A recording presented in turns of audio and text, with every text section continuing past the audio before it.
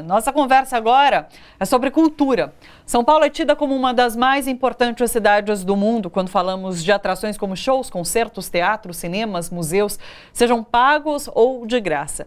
Mas a nova pesquisa Viver em São Paulo, feita pela Rede Nossa São Paulo e Ibope Inteligência, aponta para um momento delicado. Olha só. De 2018 para 2019, o orçamento foi reduzido em 10%.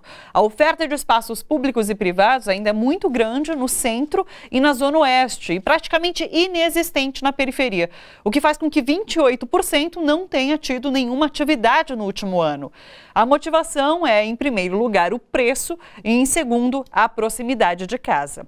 Entre os paulistanos, a opção de lazer preferida é o cinema, seguido das festas populares feitas na rua, como os blocos de carnaval, por exemplo.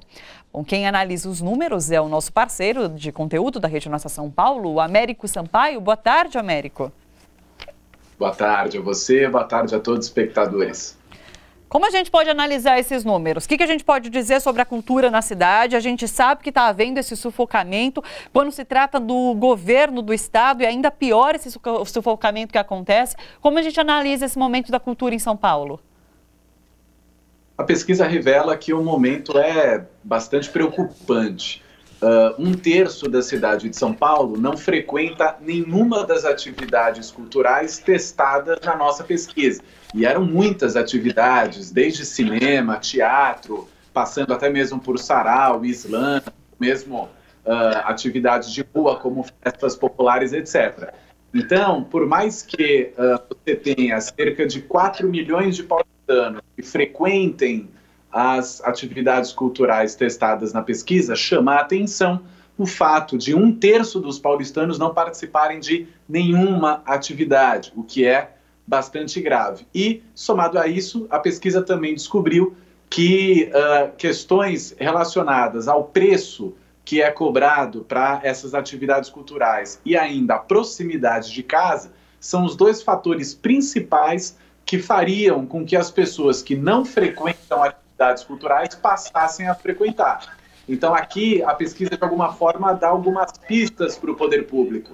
Se nós quisermos que mais pessoas frequentem, acessem as atividades culturais na cidade, pelo que a pesquisa revela, 2 pontos são centrais para atacar. A proximidade de casa, isto é, a descentralização das atividades culturais na cidade e também políticas que reduzam o preço para acessar esse tipo de atividade cultural. Agora tem um outro dado também interessante, que um terço dos paulistanos não lê porque não gosta. E daí tem um outro terço que não lê porque diz não ter tempo. E daí é preocupante, porque se a gente não lê, a gente não tem como entender o mundo, é um número preocupante esse.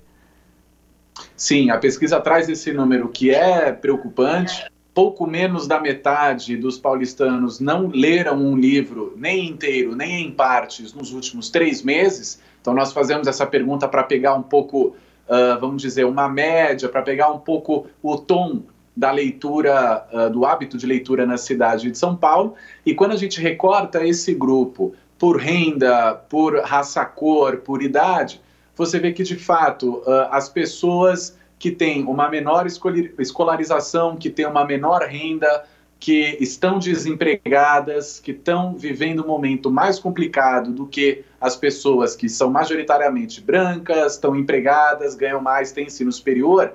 Esse grupo de pessoas é o grupo que tem um hábito de leitura menor do que o primeiro grupo que eu comentei aqui. Então isso mostra também que tem um desafio para a prefeitura, que é conseguir estimular, garantir políticas que garantam de alguma forma o acesso à leitura, o hábito à leitura, e isso sem dúvida nenhuma tem a ver não só com campanhas de estímulo, mas também tem a ver com oferecer bibliotecas, acervo público de livros, garantir que as escolas e outros equipamentos públicos cumpram esse papel, em especial da população que está desempregada, a população menos escolarizada e a população que tem uma renda menor. Então é esse o público que deveria ser o foco para que a prefeitura estimulasse a leitura, porque como nós sabemos, a leitura é um elemento básico para conseguir garantir a cidadania, conseguir garantir a melhora da qualidade de vida e assim por diante.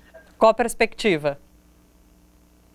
A perspectiva, por hora, não é boa. Como você mesmo colocou, o orçamento da cultura sofreu um corte esse ano. Não é só esse ano, a Secretaria Municipal de Cultura vem sofrendo cortes praticamente todos os últimos anos. Fora a questão dos cortes, tem o elemento do congelamento de recursos. Então, às vezes, por mais que tenha um recurso pensado para a pasta, você tem o congelamento desse recurso.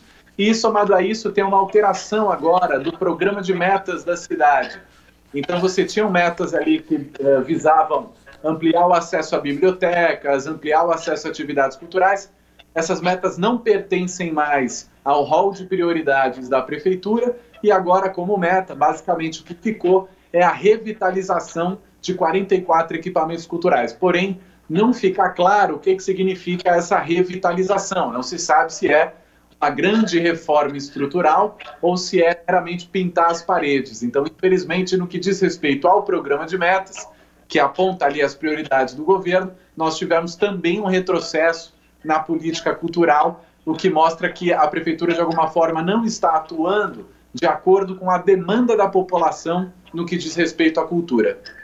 Américo, muito obrigada pela participação aqui no Bom para Todos. Até semana que vem. Obrigado, até semana que vem. Tchau, tchau. Gente, bora fortalecer a TVT? É só clicar em inscrever-se e depois clicar no sininho. Pronto! Assim que pintar notícia nova, você fica sabendo no ato.